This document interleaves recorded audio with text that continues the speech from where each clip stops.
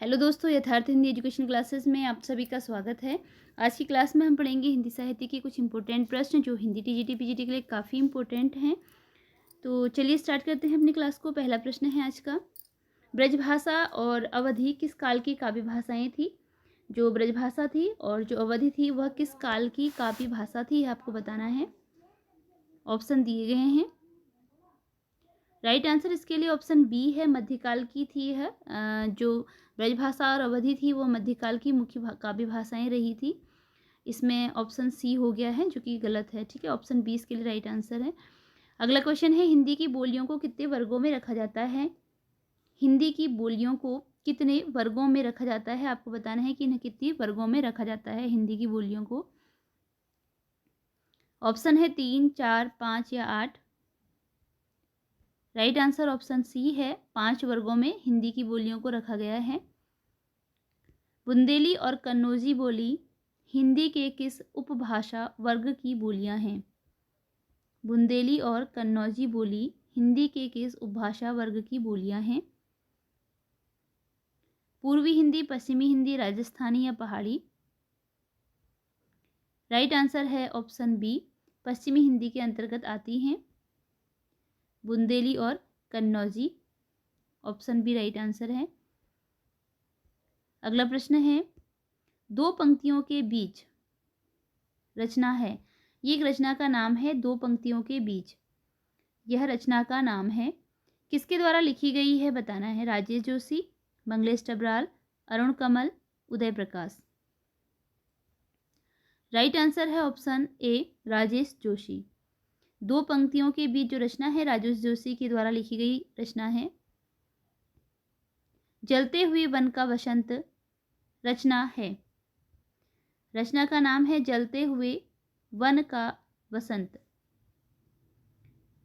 इसके लेखक बताने हैं धूमिल, दुष्यंत कुमार, श्रीकांत वर्मा, लीलाधर जंगुड़ी। राइट आंसर है इसके लिए ऑप्शन बी, दुष्यंत कुमार की रचना है जलते हुए वन का वसंत। ऑप्शन बी दुष्यंत कुमार की रचना है। बरगद की छाया उपन्यास है। बरगद की छाया उपन्यास का नाम है। ऑप्शन है सत्यप्रकाश सेंगर, मोहनलाल महतो, सियाराम शरण गुप्त, कुमारी कंचनलता सब्बरवाल। राइट आंसर है इसके लिए ऑप्शन ए, सत्यप्रकाश सेंगर की रचना है बरगद की छाया। यह उपन्यास विधा की रचना है, सत्यप्रकाश सेंगर द्वारा लिखी गई है। सस कीरत है कूप जल भाखा बहता नीर, किसका कथन है? ऑप्शन है कबीर, रैदास, विरामदास या Paltudas. Right answer option A है, कबीरदास की यह पंक्ति है या कथन है। सस कीरत है कूप जल भाखा बहता नीर। मुस्काता चाँद जो धरती पर रात भर में बिंब विधान है। मुस्काता चाँद जो धरती पर रात भर में बिंब विधान बताना है कौन सा है। श्रव्य बिंब है, चाक्षुष बिंब है, स्पर्श बिंब है या कोई नहीं। राइट आंसर ऑप्शन बी है, इसमें चाक्षुष बिंब विधान है। ऑप्शन बी राइट आंसर है। सहर्ष स्वीकारा है कविता में संबोधन हुआ है। सहर्ष स्वीकारा है यह विधा है कविता की। इसमें संबोधन किसका हुआ है बताना है। पत्नी को, प्रिया को, माँ को या अज्ञात आलंबन को। राइट आंसर है इसके लिए ऑप्शन डी, अज्ञात आलंबन को इसमें संबोधन स्वीकार है। ऑप्शन डी इसके लिए राइट आंसर है, अज्ञात आलंबन। किस आचार्य ने निर्गुण सगुण दोनों धाराओं को प्रभावित किया? निर्गुण और सगुण दोनों काव्य धाराओं को प्रभावित करने वाले अर्थात कि दोनों काव्य धाराओं में रचनाएं करने वाले आचार्य का नाम बताना है। वल्लभाचार्य, निम्बार्काचार्य, रामानंद, विट्ठलदास। राइट आंसर है ऑप्शन सी, रामानंद, जिन्होंने कि निर्गुण सगुण दोनों धाराओं को प्रभावित किया।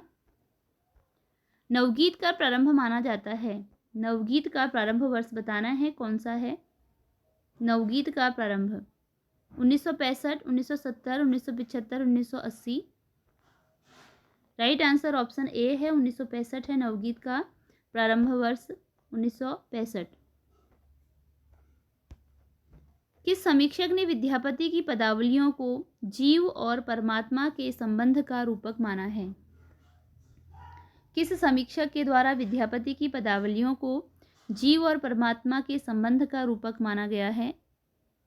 हजारी प्रसाद द्विवेदी, आनंद कुमार स्वामी, शिव प्रसाद सिंह, राम वृक्ष बेनीपुरी।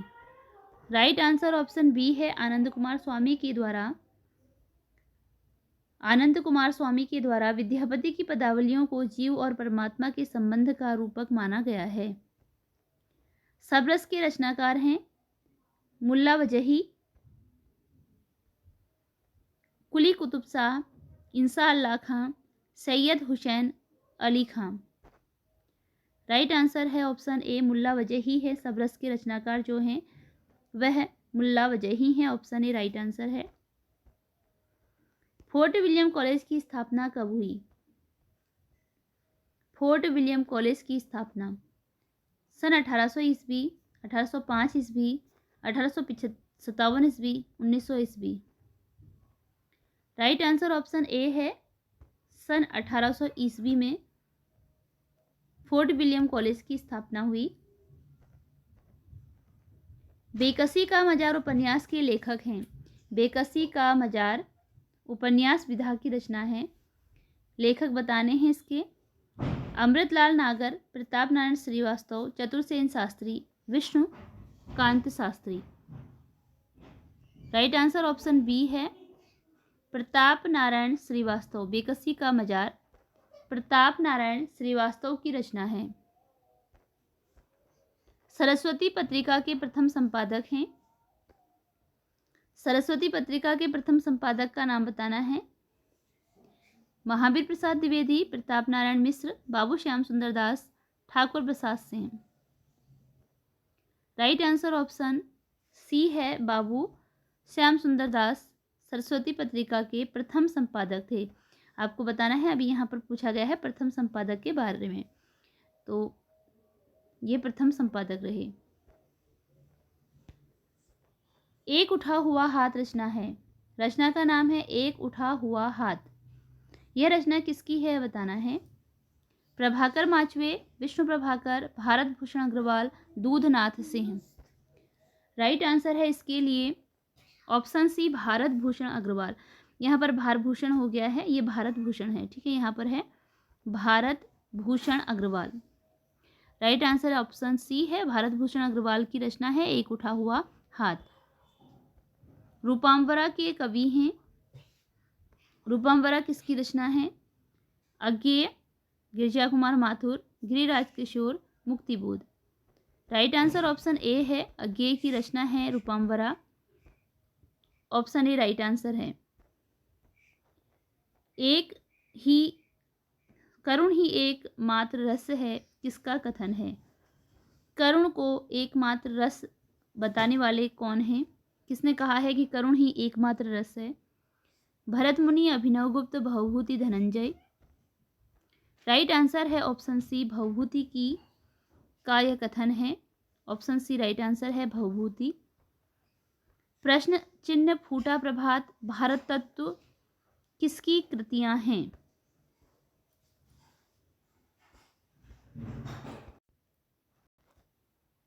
इसके लिए राइट आंसर ऑप्शन सी है भारत भूषण अग्रवाल।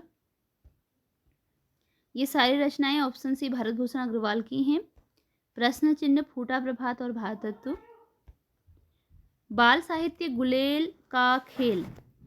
गुलेल का खेल बाल साहित्य की रचना है। बाल साहित्य और रचना का नाम है गुलेल का खेल। किसकी रचना है? Premchandra, Bhisham Sahni, Amarkant, Nagarjun. Right answer option B है भीष्म साहनी की यह रचना है गुलेल का खेल, जो कि बाल साहित्य की है। बाल साहित्य अर्थात कि बच्चों के लिए जो रचना करी गई है गुलेल का खेल। गाथा यानी कि गाहा कहने से किस लोक प्रचलित काव्य भाषा का बोध होता है? गाथा या गाहा, गाथा को गाहा कभी कहा जाता है। तो गाथा गाहा कहने से किस लोक प्रचलित काव्य भाषा का बोध होता है? पाली, अभ्रंश, संस्कृत, प्राकृत। राइट आंसर ऑप्शन डी है, प्राकृत भाषा का बोध होता है। बरवे रामायण में कितने बरवे हैं? बरवे रामायण में कितने बरवे हैं? 67, 69, 68, 66। राइट आंसर है ऑप्शन बी, 69 बरवे हैं इसमें, बरवे रामायण में। जो बरवे रामायण है तुलसीदास की रचना है, यह भी रामायण विधा की रचना है, और क्योंकि यह बरवे छंद में लिखी गई है इसलिए इसे बरवे रामायण कहा जाता है, जो कि 69 बरवे इसमें हैं। शमशेर बहादुर सिंह ने चित्रकला की शिक्षा प्राप्त की। शमशेर बहादुर सिंह ने चित्रकला की शिक्षा किससे प्राप्त की? राइट आंसर ऑप्शन बी है, उकील बंधुओं से शमशेर बहादुर सिंह ने चित्रकला की शिक्षा प्राप्त की। ऑप्शन बी राइट आंसर है। बाल कविता यह कदम का पेड़, यह कदम का पेड़, इसकी लेखिका कौन है? शिवानी, मन्नू भंडारी, महादेवी वर्मा, सुभद्रा कुमारी चौहान। राइट आंसर है इसके लिए ऑप्शन डी, सुभद्रा कुमारी चौहान की यह रचना है, यह कदम का पेड़। नई धारा के द्वितीय उत्थान काल का एकमात्र उपन्यासकार शुक्ल ने किसे माना है? नई धारा के द्वितीय उत्थान काल का एकमात्र उपन्यासकार शुक्ल ने किसे माना है? किशोरी लाल गोस्वामी, ब्रजनंदन सहाय, अयोध्या सिंह उपाध्याय, देवकी नंदन खत्री। राइट आंसर है ऑप्शन ए, किशोरी लाल गोस्वामी को नई धारा के द्वितीय उत्थान का एकमात्र उपन्यासकार माना है शुक्ल जी ने। शुक्ल जी के अनुसार है किशोरी लाल गोस्वामी। रघुवीर सहाय ग्रंथावली कितने खंडों में विभक्त है? रघुवीर सहाय ग्रंथावली कितने खंडों में विभक्त है? 4, 6, 8, 10। राइट आंसर ऑप्शन बी है, 6 खंडों में विभक्त है। ऑप्शन बी राइट आंसर है। मुक्तिबोध की प्रसिद्धि का प्रमुख मुख्य हेतु है?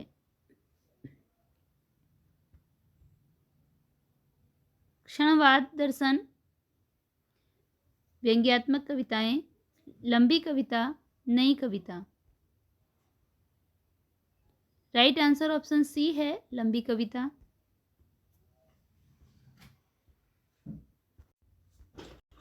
आचार्य शुक्ल ने इनमें से किस उपन्यास को काव्य कोटि का उपन्यास कहा है? इनमें से कौन सा उपन्यास है जिसे शुक्ल के द्वारा काव्य कोटि का उपन्यास कहा गया है? राधाकांत, आदर्श दंपति, अधखिला फूल, बिगड़े का सुधार। राइट आंसर है ऑप्शन ए, राधाकांत, जिसे शुक्ल जी ने काव्य कोटि का उपन्यास कहा है। Option B. रामचंद्रिका को छंदों का अजायब घर किसने कहा है? रामचंद्रिका को छंदों का अजायब घर कहा गया है। केशवदास की रचना है रामचंद्रिका, केशवदास की रचना है जिसे कि छंदों का अजायब घर कहा जाता है। तो किसके द्वारा इसे यह नाम दिया गया है बताना है। Agyeya Nagendra, Ramswaroop Chaturvedi, Bachchan Singh. Right answer option C है, राम स्वरूप चतुर्वेदी के द्वारा रामचंद्रिका को छंदों का अजायब घर कहा गया है। बाल कविता, इक्वेशन रिपीट हो गया है यहाँ पे कि बाल कविता कदम का पेड़ की लेखिका कौन है? सुभद्रा कुमारी चौहान है।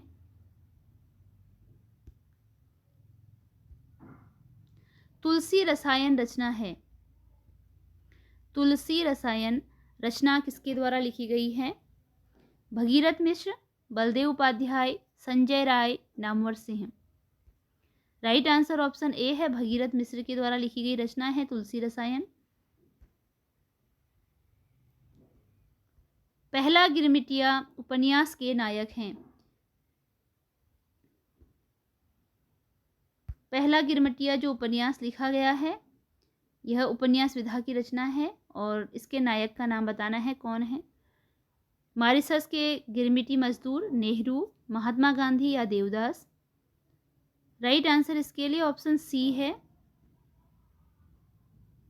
ऑप्शन सी इसके लिए राइट आंसर है। महात्मा गांधी हैं पहला गिरमिटिया उपन्यास के नायक।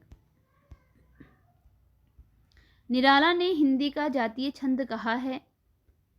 निराला जी के द्वारा हिंदी का जातीय छंद किसे कहा गया है? दोहा, सवैया, कवित्त या बरवे। ये कवित्त नहीं है, ये कवित्त है।